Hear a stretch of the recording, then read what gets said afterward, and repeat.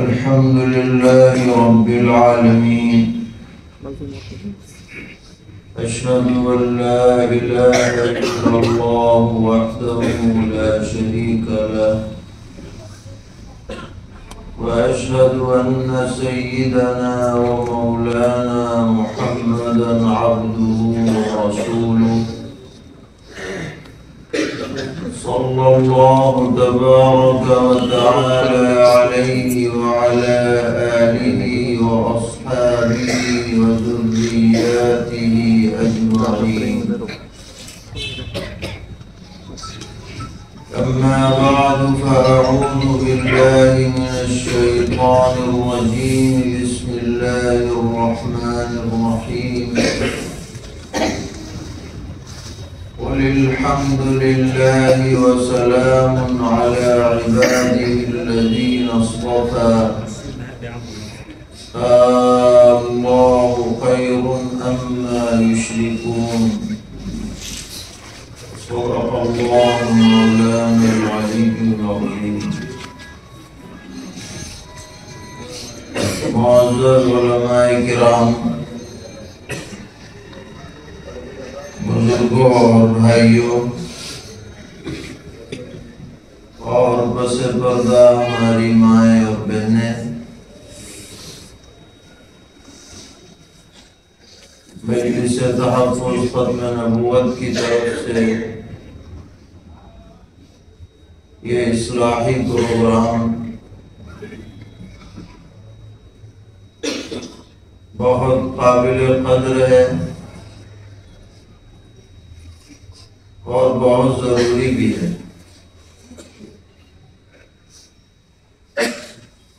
اور یہ معلوم کر کے خوشی ہوئی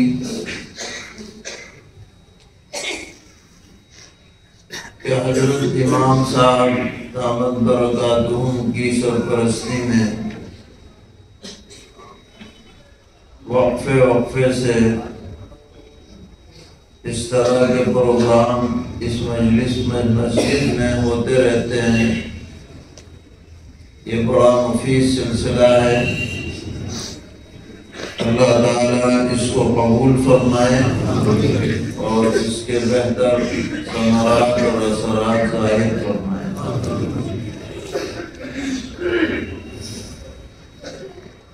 عقیدہ ختم نبوت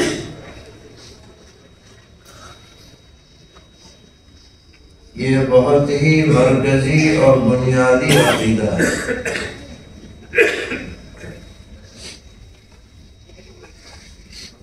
اس کا مطلب یہ نہیں ہے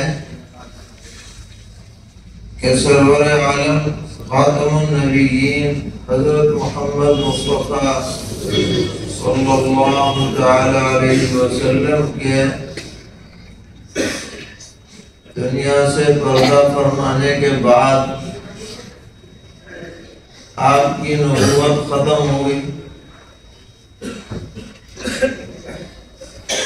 بلکہ اس عقیدے کا مطلب یہ ہے کہ قیامت تک اب آپ ہی کی نبوت چلے گی، کسی اور کی نبوت چل نہیں سکتی.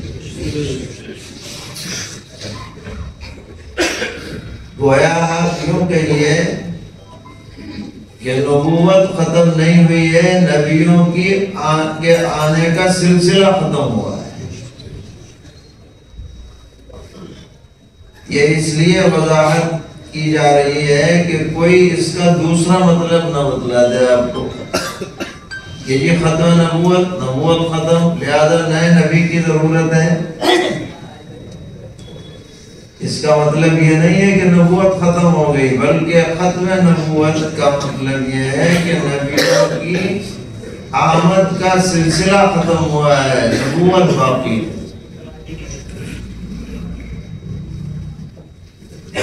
چنانچہ حدیث میں ہے کہ پیغمبر علیہ السلام نے فرمایا انا خاتم النبیین لا نبی بعدی، کہ میں نبیوں کے سلسلے کو ختم کرنے والا ہوں، میرے بعد کوئی نبی نہیں آئے گا. تو حضرت والد صاحب رحمۃ اللہ علیہ فرماتے تھے کہ پیغمبر علیہ السلام نے لا نبی بعدی لا کر خاتم النبیین کی رجسٹرڈ تفسیر کر دی. اب اس کے علاوہ اس کی کوئی تفسیر چلنے والی نہیں. لا نبی بعدی یہ فرما گئے ہادی لا نبی بعدی. تو اب یہ نبوت محمدیہ جو سیدنا حضرت آدم علیہ السلام کے زمانے سے جو سلسلہ نبوت کا شروع ہوا تھا اس کی تکمیل ہوئی ہے نبوت محمدی پر. اور اب جس کو جنت میں جانا ہے اسے آخری پیغمبر خاتم النبیین حضرت محمد مصطفیٰ صلی اللہ علیہ وسلم سے وابستہ ہو کر ہی جانا پڑے گا. اس کے علاوہ جنت کا کوئی راستہ نہیں. تو یہ بات ہم سب کو ذہن نشین کرنی ہے کہ ختم نبوت کا مطلب نبوت کا ختم ہونا نہیں ہے بلکہ نبوت کا باقی رہنا ہے قیامت تک. اور دوسری بات یہ سمجھنی ہے جو بہت اہم بات ہے کہ دین میں بعض ایسے مقامات ہیں کہ آدمی محنت کر کے انہیں حاصل کر سکتا ہے. جیسے حافظ بننا چاہے کوئی آدمی تو قرآن حفظ کر لے, حافظ کا لقب اسے مل جائے گا. عالم بننا چاہے تو نصاب پڑھ لے, مدرسے میں جائے فلاں فلاں کتاب پڑھے اسے سند مل جائے گی, ہاں بھائی عالم بن گئے. مفتی بننا چاہے اس کا نصاب پڑھ لے.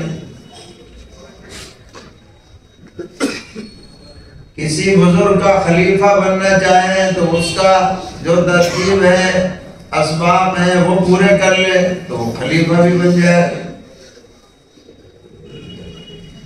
لیکن بعض ایسے مقامات ہیں کہ جہاں آدمی اپنی محنت سے نہیں پہنچ سکتا. اللہ تبارک و تعالی جسے پہنچائے گا وہی پہنچ پائے گا, کوئی اور وہاں نہیں پہنچ سکتا. یہ مقام نبوت ہے. کوئی بھی کھڑا ہو جائے کہ جی میں نبی ہوں, چاہے کتنی دلیلیں دے دے, اللہ تعالیٰ فرماتے ہیں اللہ اعلم حیث یجعل رسالتہ. اللہ تعالیٰ کو معلوم ہے کس کو نبی بنانا ہے کس کو نہیں بنانا ہے, کس کو رسول کی ذمہ داری دینی ہے کس کو نہیں دینی ہے. یہ اپنی محنت سے یہ مقام کسی کو حاصل نہیں نہ ہو سکتا ہے نہ ہوا ہے نہ ہوگا. اور ایسے حضرات کو جن کو اللہ تعالیٰ نے اس مقام پر فائز کیا, قرآن کی اصطلاح میں مصطفیٰ کہا جاتا ہے.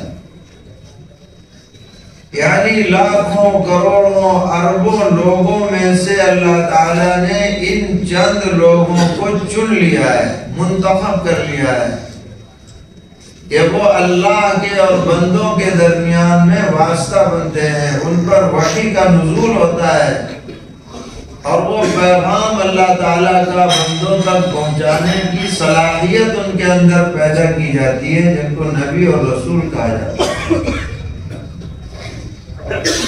تو کوئی بھی کھڑا ہو جائے کہ صاحب میں نبی ہوں یا میں رسول ہوں, ہرگز اس کی بات مانی نہیں جائے گی. رسول وہی ہو سکتا ہے جسے اللہ تعالیٰ رسول بنائے, نبی وہی ہو سکتا ہے جسے اللہ تعالیٰ نبی بنائے. اور جب تک یہ سلسلہ باقی رہا, نبیوں کا سلسلہ, دنیا میں پایا جاتا رہا، اور جب اللہ تعالیٰ نے اس سلسلے کو بند کر دیا، اب قیامت تک کوئی نیا نبی بن نہیں سکتا۔ یہ بات اچھی طرح ہر مسلمان کو ذہن نشین کرنی چاہیے، بچوں کو بتلانا چاہیے، بچیوں کو بتلانا چاہیے، ماں بہنوں کو بتلانا چاہیے کہ اس کے خلاف کوئی بات ہم کسی کے قبول نہ کریں۔ اور جو پیغمبر ہوتے ہیں ان کو اللہ تعالیٰ خصوصی علم عطا فرماتے ہیں، اور وہ علم دنیاوی ذرائع سے حاصل نہیں ہوتا ہے، براہ راست اللہ تعالیٰ عطا کرتے ہیں۔ ہمیں اور آپ کو کوئی چیز جاننی ہے تو یا تو کسی کے پاس جا کے پڑھنا پڑے گا، یا کسی کتاب کو پڑھنا پڑے گا، تو پڑھنا بھی ہمیں آنا چاہیے، لکھنا بھی آنا چاہیے، کسی کی شاگردی اختیار کرنی چاہیے، جب ہمیں کچھ پتہ چلتا ہے بھئی کیا چیز ہے۔ لیکن جو نبی ہوتا ہے اس کا دنیا میں کوئی استاد نہیں ہوتا، اور نبی ان ذرائع کو بھی نہیں جانتا جن ذرائع سے دنیا میں علم حاصل ہوتا ہے۔ بغیر ان ذرائع کے اللہ تعالیٰ اسے ایسا علم عطا فرماتے ہیں جو لوگوں کے پہنچ سے باہر ہوتا ہے، اس کو ہم وحی کہتے ہیں۔ نبی اکرم صلی اللہ تعالیٰ علیہ وسلم کی صفت بیان ہوئی، النبی الامی،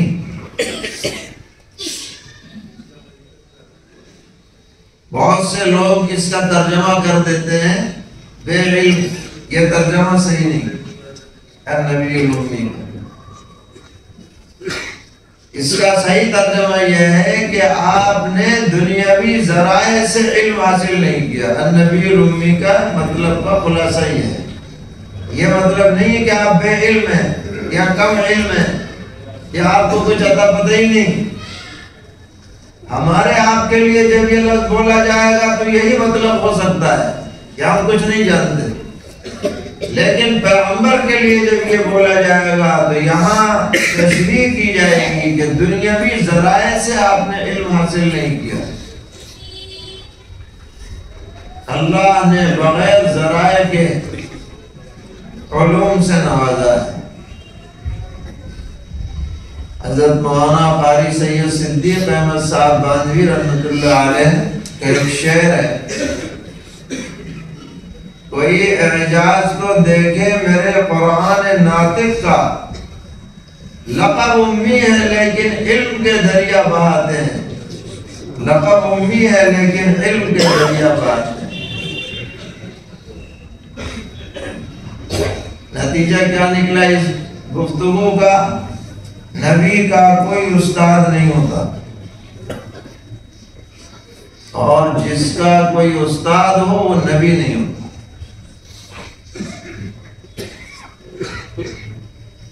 نبی کا کوئی استاد دنیا میں نہیں ہوتا، اور جس کا کوئی استاد ہو وہ کچھ بھی ہو سکتا ہے مگر نبی نہیں ہو سکتا۔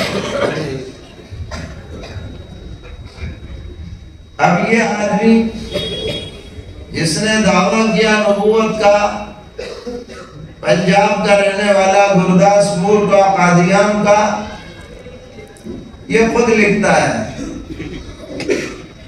کہ میری جب اتنی عمر ہوئی تو میرے والد نے ایک نوکر رکھا مجھے پڑھانے کے لیے جس کا نام تھا فضل الہی، خود ہی لکھا ہے، جس نے مجھے قرآن پڑھایا۔ پھر جب میں بڑا ہوا تو دوسرا استاد رکھا، اس کا نام تھا فضل محمد۔ پھر اور بڑا ہوا تو ایک تیسرا استاد رکھا جس کا نام تھا گل مہر یا گل الہی، ایسے ہی کچھ نام، گل علی شاہ۔ خود اپنا اقرار کر رہا ہے، تین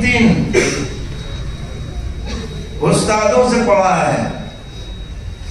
یہی اس کے جھوٹے ہونے کی دلیل ہے کہ جو استاد سے پڑھے وہ نبی نہیں ہو سکتا، کیونکہ نبی کو اللہ تعالیٰ براہ راست علم عطا فرماتے ہیں، کسی ذریعے سے نہیں عطا فرماتے.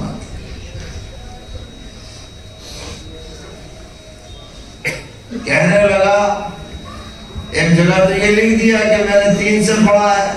اب جب لوگوں نے کہنا سننا شروع کیا، کہنے لگا ہم نے قرآن نہیں پڑھا، تفسیر نہیں پڑھی، کوئی ثابت نہیں کر سکتا کہ میں نے کسی سے قرآن پڑھا. ثابت کیا کرے؟ تم نے خود ہی لکھ دیا کہ میں نے قرآن پڑھا ہے، خود ہی لکھا ہے.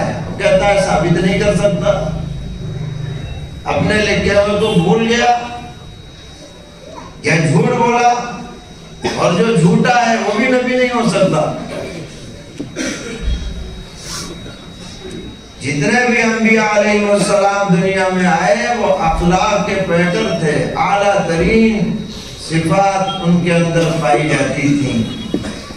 اور سب سے بدترین صفت جو کسی انسان میں پائی جائے وہ اس کا جھوٹا ہونا ہے. جھوٹے آدمی سے زیادہ ذلیل اور کمینہ آدمی کوئی نہیں ہوتا. اور جس کا جھوٹ بار بار پکڑا جائے اس کی نبوت کو کیسے قبول کیا جا سکتا ہے؟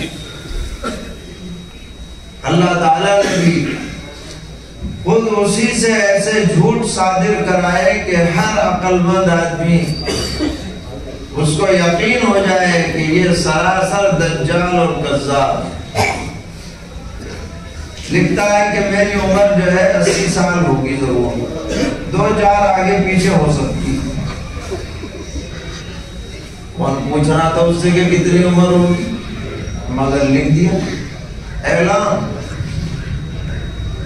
پیدائش ہوئی 1840 میں اور مر گیا 1908 میں. کتنے سال ہوئے بتائیے؟ 68 سال ہوئے. اور دعویٰ کتنے کا تھا؟ 80 کا. امید ہی امید رہ گئی. کتنے سال کم ہو گئے بتائیے؟ 12 سال کم. 2-4 سال نہیں، 12 سال پہلے چلا گیا. اور دعویٰ ہے خود ہی لکھتا ہے کہ کسی آدمی کے معیار کو، سچائی کے معیار کو جاننے کے لیے اس کی پیشین گوئیاں سب سے بڑا معیار ہیں. پیشین گوئیاں کی کہ میں 80 سال میں بھروں گا، چلا گیا 68 سال میں. لوگوں نے جان لیا جھوٹا تھا. پیشین گوئی تو دی کہ میں 80 سال زندہ رہوں گا.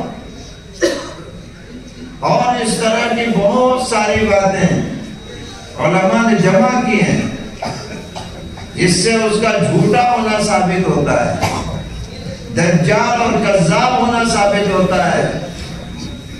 اور ویسے تو چھوڑ دو، جو آدمی نبوت کا دعویٰ کرے اور اپنے دعوے میں جھوٹا ثابت ہو جائے، یہی اس کے کذاب ہونے کی سب سے بڑی دلیل ہے.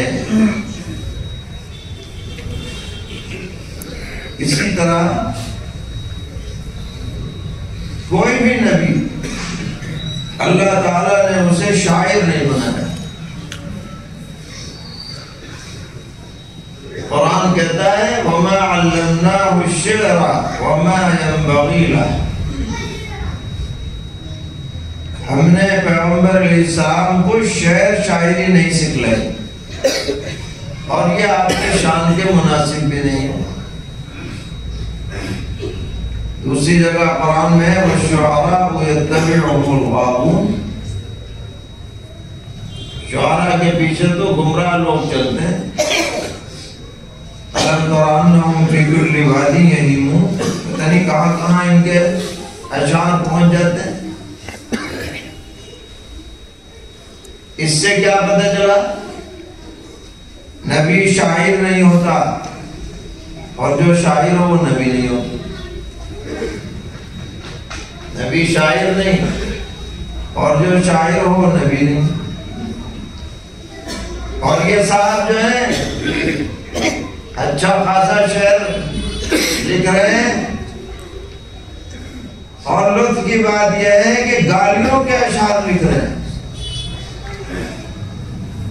یہ مولانا شاہ عالم صاحب اس معاملے کے اسپیشلسٹ ہیں،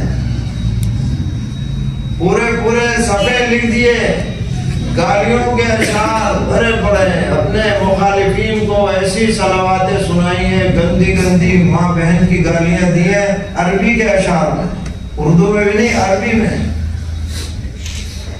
یہ بھی اس کے جھوٹے ہونے کی دلیل ہے، کیونکہ نبی شاعر نہیں ہوتا، اور جو شاعر ہو وہ نبی نہیں ہو سکتا۔ اور اس میں ایک اور بات بھی ہے، کوئی نبی بدگو نہیں ہوتا، گالم گلوچ کرنے والا نہیں ہوتا۔ سرور عالم صلی اللہ علیہ وسلم نے فرمایا کہ اللہ تعالیٰ نے نہ مجھے بدگو بنایا ہے عادت کے اعتبار سے، نہ بتکلف میں بدگوئی کرتا ہوں، میں لعان بھی نہیں ہوں، اور یہ اتنا بڑا بد زبان ہے، کوئی بات اس کی مرضی کے خلاف ہو بس یہ گالیاں شروع۔ تو جب ایسا گالم گلوچ کرنے والا ہو وہ بھی نبی نہیں ہو سکتا۔ بعض علماء نے اس کی گالیوں کو جمع کیا ہے، اس کا نام ہے اس کتاب کا مغلظات مرزا۔ ایسی بات آپ نے کہیں نہ سنی ہوگی کہ کوئی اپنے کو مسلم ہونے کا دعویٰ کرے اور اس کی گالیاں اتنی زیادہ ہو جائیں کہ کتاب جب میں لکھنی پڑے اس کے بارے میں، مغلظات مرزا۔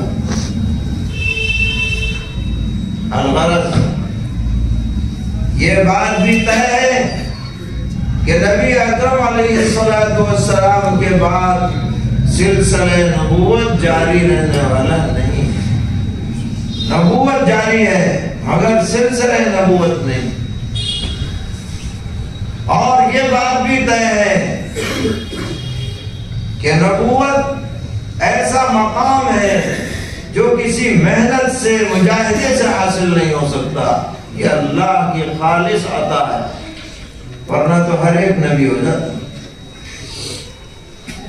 اور یہ بات بھی طے ہے کہ جس کی زندگی کے اندر جھوٹ پایا جائے، جس کی زندگی میں گالم گلوچ پایا جائے، جس کی زندگی کے اندر بدخلقی پائی جائے، وہ ہرگز نبوت کے مقام تک پہنچ نہیں سکتا۔ نبی کی زندگی نبوت ملنے سے پہلے بھی پاک ہوتی ہے، نبوت ملنے کے بعد بھی پاک ہوتی ہے۔ نبی معصوم ہوتا ہے، ہم اور آپ معصوم نہیں ہیں، نبیوں کے علاوہ کوئی معصوم نہیں ہے کہ اس سے گناہ صادر نہ ہو۔ نبی کو اللہ تعالیٰ صفت عصمت سے نوازتے ہیں، یہ بات اوروں میں نہیں پائی جاتی۔ یہ بنیادی چیزیں ہیں جو ہمیں یاد رکھنی ہے، لوگوں کو بتلانی ہے، سمجھانی ہے، اور خاص کر بچوں کی ذہن سازی کرنی، تاکہ کوئی ان کو گمراہ نہ کر سکے، ان کو راستے سے نہ ہٹا سکے۔ نبوت کا سلسلہ ختم، کوئی نبی نہیں آئے گا، یعنی نبی نہیں بنایا جائے گا۔ البتہ تجدید، اصلاح، امت کی رہنمائی، امت کی قیادت، اگر وہ راستے سے ہٹ جائے تو صحیح راستہ دکھلانے کے لیے وقفے سے قیامت تک مجدد آتے رہیں گے۔ مجدد کا مطلب ہے دین کی تجدید کرنے والے، اور ان مجددین کا سلسلہ مکمل ہوگا سید المجددین حضرت مہدی، جن کو مہدی موعود بھی کہا جاتا ہے، ان پر مجددین کا سلسلہ ختم ہوگا۔ اور یہ مہدی بھی ایسا مقام ہے کہ اللہ تبارک و تعالی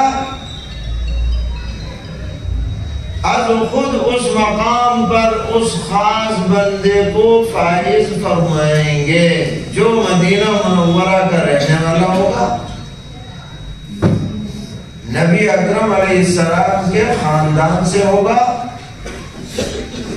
اس کا نام پیغمبر علیہ السلام کے نام پر اور اس کے والد کا نام پیغمبر کے والد کے نام پر ہوگا،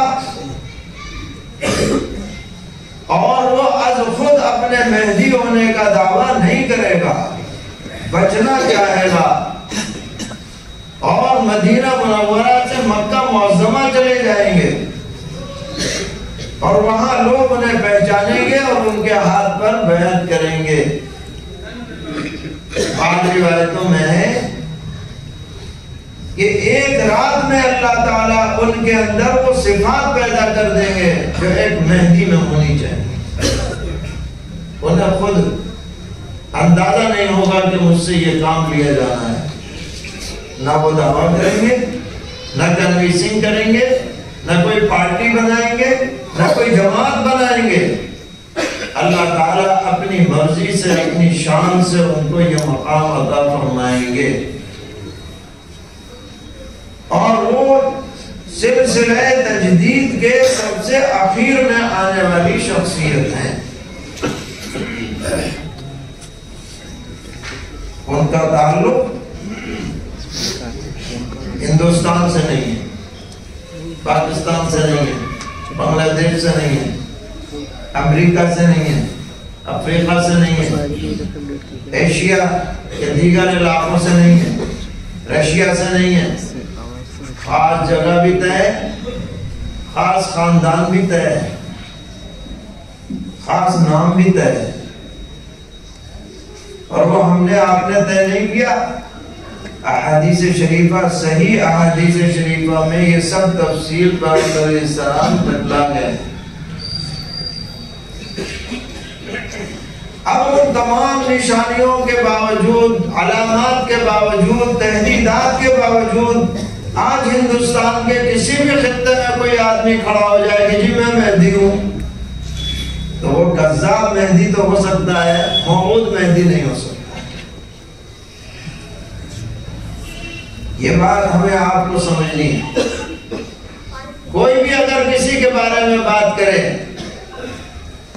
تو آپ ان احادیث کا حوالہ دیں جو متعین طور پر ایک فرد کے بارے میں ہیں، یہ نہیں کہ کسی کو بھی مہدی بنا دیا جائے اور مان لیا جائے۔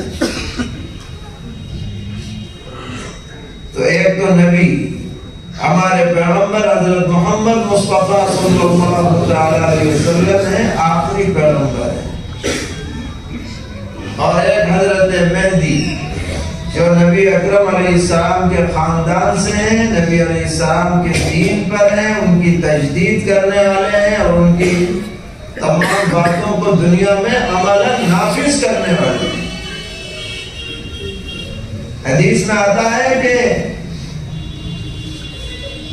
مہدی کا وجود اتنا ضروری ہے کہ اگر قیامت آ جائے اور مہدی کا وجود اور ظہور نہ ہو تو وقت لمبا کیا جائے گا تاکہ مہدی تشریف لائیں اور دنیا میں عدل قائم کریں اور ظلم کو مٹائیں،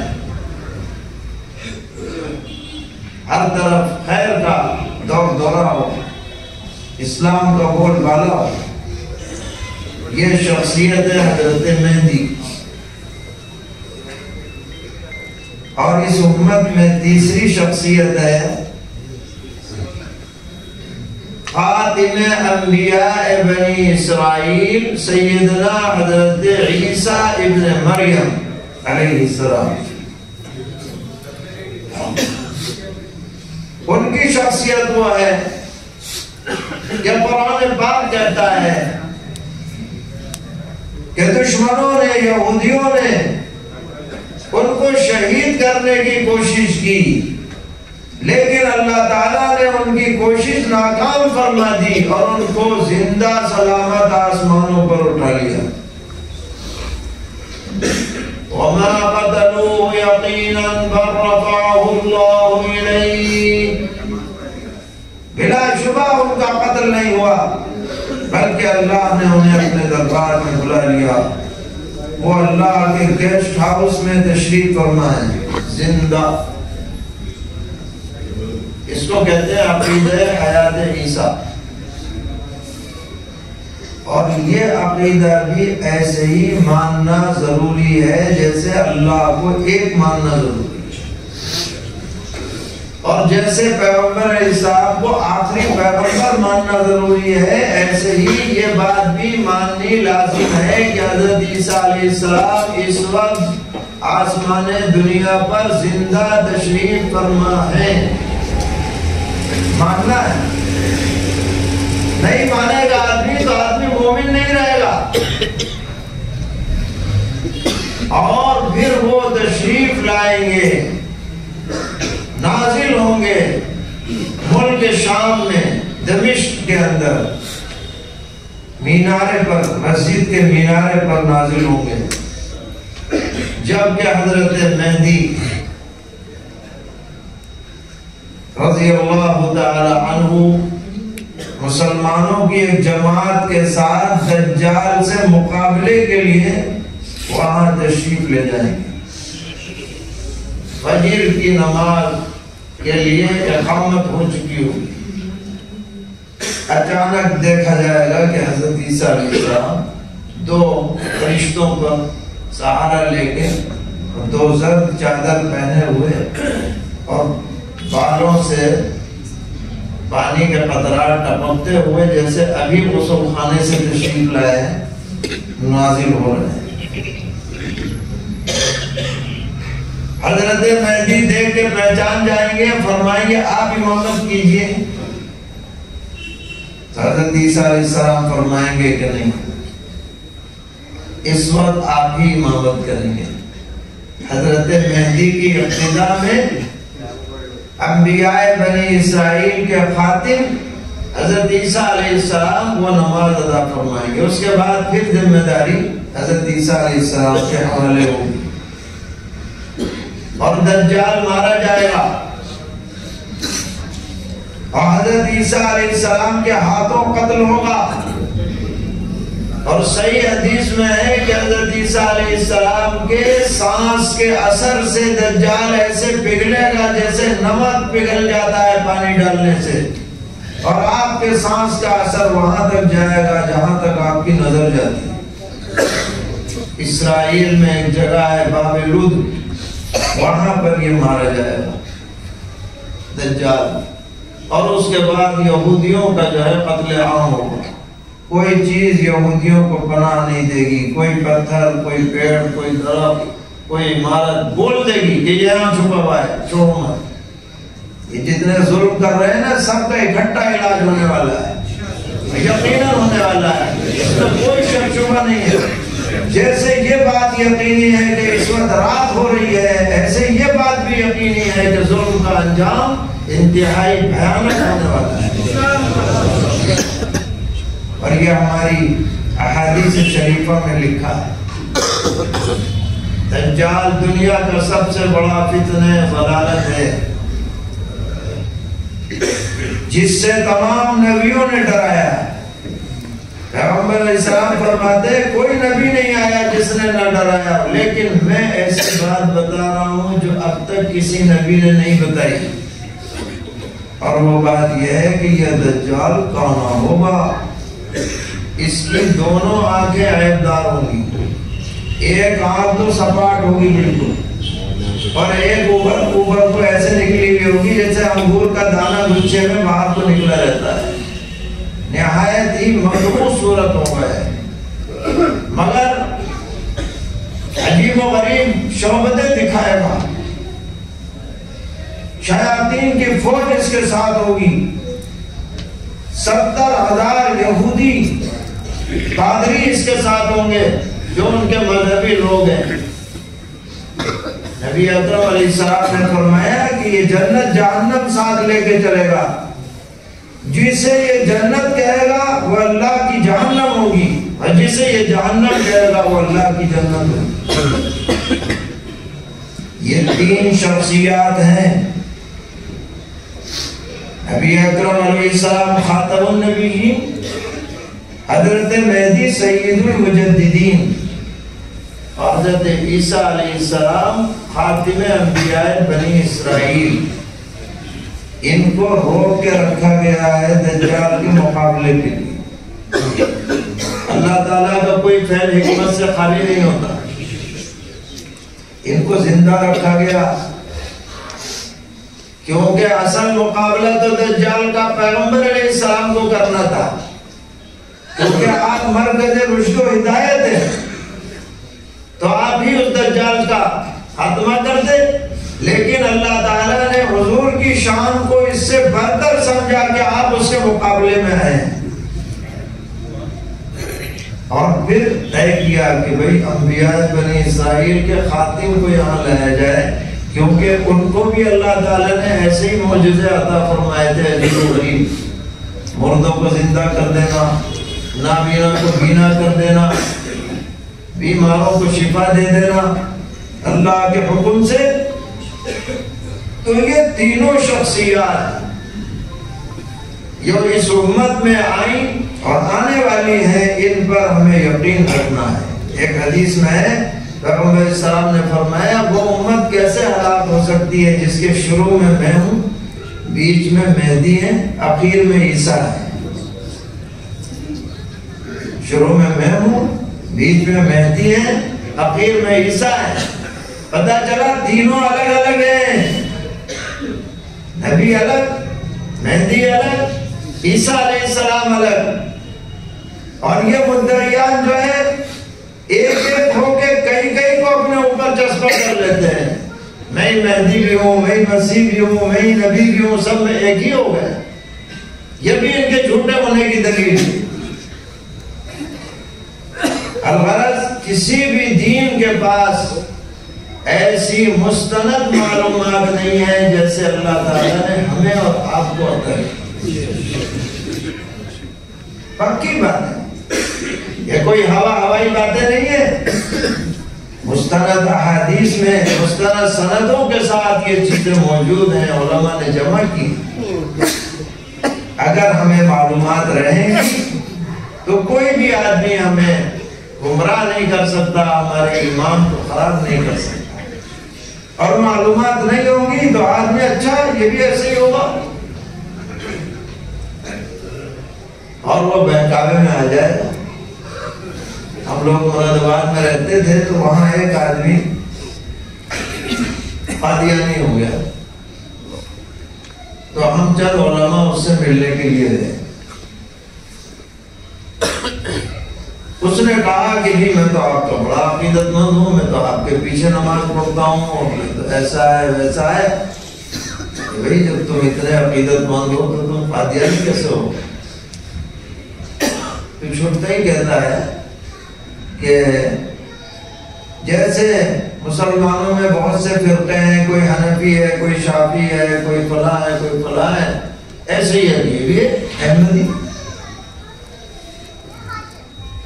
تو یہ ان کی بڑی تلبیس ہے۔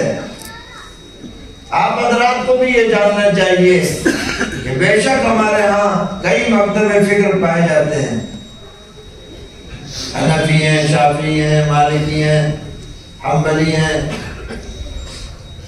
لیکن یہ اختلاف کفر اسلام کا اختلاف نہیں، جزیات کا اختلاف۔ اہل بدعت سے بھی ہمارا اختلاف ہے، مگر اگر ان کے عقائد درست ہوں تو کفر اسلام کا اختلاف نہیں ہے۔ یہ کیا تلویث کرتے ہیں کہ جو اختلاف شرع کا ہے، تفریعات کا ہے، فروعات کا ہے، اس کو اصولی اختلاف کے اوپر قیاس کرتے ہیں۔ اس سے عام آدمی جو ہے وہ دھوکے میں پڑ جاتا ہے۔ ایک صاحب کہنے لگے کیا آپ لوگوں کو غصہ کیوں آتا ہے جب قادیانیوں کی بات آتی ہے؟ غصہ کیوں آتا ہے؟ تو ہم نے کہا کہ یہ بتائیے، آپ کا ایک متعین اور والد ہو مشہور کہ آپ فلاں کے بیٹے ہیں، سب کو بتاؤ کہ محلے کو کہ بھئی فلاں کا بیٹا ہے، کوئی آدمی یہ کہنے لگے کہ تم فلاں کے نہیں فلاں کے بیٹے ہو، تمہارے باپ کا انکار کر دیں، جس باپ کی طرف تمہاری شہرت ہے، تو آپ کو غصہ آئے گا یا آپ پی جائیں گے؟ یہ نہیں چھوڑوں گا نہیں۔ ہم نے کہا کہ اچھا بس اسی بات پہ جلال آ گیا، جو حیثیت ایک باپ کی اولاد کے لیے ہے وہی حیثیت نبی کی امت کے لیے ہے۔ اگر غصہ نہ آئے تو حیرت ہے، غصہ آنا یہ عین انصاف کا تقاضا ہے۔ نبی اکرم علیہ السلام کی ازواج مطہرات تمام ایمان والوں کی مائیں ہیں، اور پیغمبر علیہ السلام آپ سارے مسلمانوں کے قیامت تک آنے والے مسلمانوں کے روحانی باپ ہیں۔ جیسے باپ میں دوسرے کی شراکت قبول نہیں ہے، ایسے یہاں بھی دوسرے کی شراکت قبول نہیں۔ یہ بات ہمیں ذہن نشین کرنی ہے، اور خاص طور پر ہماری مائیں بہنیں وہ اس بات کو شروع ہی سے اپنے بچوں کے کاموں میں ڈالیں، ذہن نشین کرائیں، ان کی اسی انداز پر تربیت کریں، کیونکہ ماں کی گود یہ بچوں کے لیے پہلا مدرسہ ہے۔ ابھی چند دن پہلے ہم ایک مضمون پڑھ رہے تھے کہ بچے کی پیدائش سے پہلے ہی سے بچہ ماں کے پیٹ میں سیکھنا شروع کر دیتا ہے، ابھی پیدا نہیں ہوا، آوازوں کو جلب کرنے لگتا ہے۔ نئی تحقیق، سائنسی تحقیق، میڈیکل سائنس کی یہ بات ہے، اور پیدا ہونے کے بعد ابھی چھوٹا نومولود ہے، لیکن الفاظ کو وہ اپنی میموری میں محفوظ کر رہا ہے۔ جب بولنا شروع کرے گا ہندوستانی بچہ تو انگریزی نہیں بولے گا، فوراً گھر میں جو بولی جاتی ہے وہ خود بخود بولنا شروع ہو جائے گا۔ اس سے آپ اندازہ لگائیے کہ بچوں پر گھر کے ماحول کا کتنا اثر پڑتا ہے، گھر کی باتوں کا کتنا اثر پڑتا ہے۔ اس معاملے میں ماں بہنوں کا بڑا کردار ہے۔ آپ تاریخ اٹھا کر کے دیکھیے، جو بھی اللہ کے نیک بندے دنیا میں مشہور ہوئے، بظاہر اسباب اللہ تعالیٰ نے ان کی ماؤں کو ذریعہ بنایا ہے ان کی دینداری کا، ان کے مزاج کو بنانے کا۔ یہ بھی خوشی کی بات ہے کہ آپ کی اس مجلس میں بڑی تعداد میں ہماری مائیں بہنیں شریک ہوتی ہیں۔ اللہ تعالیٰ ان کی آمد کو سننے کو قبول فرمائے، اور یہ بھی بڑی خیر کی بات ہے کہ یہاں ان کی تعلیم کا بھی معقول نظم ہے، اور بڑی عمر کی ہماری مائیں بہنیں بھی اس میں شرکت کرتی ہیں، قابل قدر۔ اللہ تعالیٰ ان کے خدمات کو قبول فرمائے، اور ان کے ذریعے سے گھر گھر میں صحیح عقائد، صحیح اعمال کو عام فرمائے۔ ہم نے ایک آیت پڑھی تھی، اللہ تعالیٰ فرماتے ہیں قل الحمدللہ، اے پیغمبر آپ اعلان کر دیجئے، اے پیغمبر آپ اعلان کر دیجئے الحمدللہ، ہر طرح کی خوبیاں، کمالات، صفات، قدرت، جلال، جمال، اقتدار، اختیار صرف اور صرف اللہ کے لیے۔ ہماری آپ کی جو صفات ہیں وہ تو عارضی ہیں اور عطائی ہیں، اللہ نے دیے تو ہیں، جب لے لے تو چلی جائے گی۔ کسی کے پاس ذاتی طور پر کوئی خوبی نہیں ہے، لیکن اللہ کی وہ ذات ہے جو ذاتی طور پر خوبیوں والی ہے۔ الحمدللہ، اللہ کو یہ بات بہت پسند ہے کہ ہمارے بندے کیوں پڑھیں الحمدللہ۔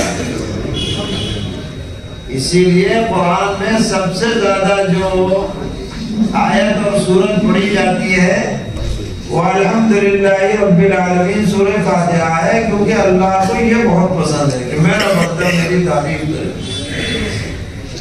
بڑا پیار آتا ہے اللہ تعالیٰ کو اس پر جو بندہ اللہ کی تعریف کرے۔ جیسے کوئی چھوٹا بچہ ماں باپ کی تعریف کرے تو ماں باپ نہال ہو جاتے ہیں کہ واہ واہ کیا بیٹے نے بات کی۔ اللہ تعالیٰ کو اور زیادہ خوشی ہوتی، میرا بندہ میری تعریف کرتا ہے۔ ہم لوگ تو سورہ فاتحہ ربی میں پڑھ لیتے ہیں، حدیث میں آتا ہے کہ جب کوئی بندہ الحمدللہ رب العالمین پڑھتا ہے تو میں کہتا ہوں حمیدنی عبدی، میرے بندے نے میری حمد کی ہے، جواب ملتا ہے اللہ کی طرف سے۔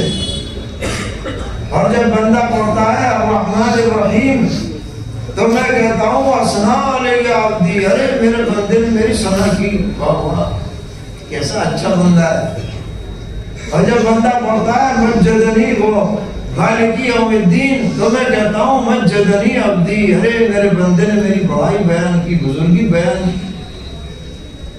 اور جب بندہ پڑھتا ہے ایاک نعبد و ایاک نستعین، ہم تیری عبادت کرتے ہیں، تجھی سے مدد چاہتے ہیں، تو اللہ تعالیٰ فرماتے ہیں یہ آیت میرے اور بندے دونوں کے درمیان مشترک ہے، اور بندہ جو مانگے گا اسے ملے گا۔ وَلِعَبْدِي مَا سَأَلَ، مدد مانگ رہا ہے نا، چلو مدد ملے گی۔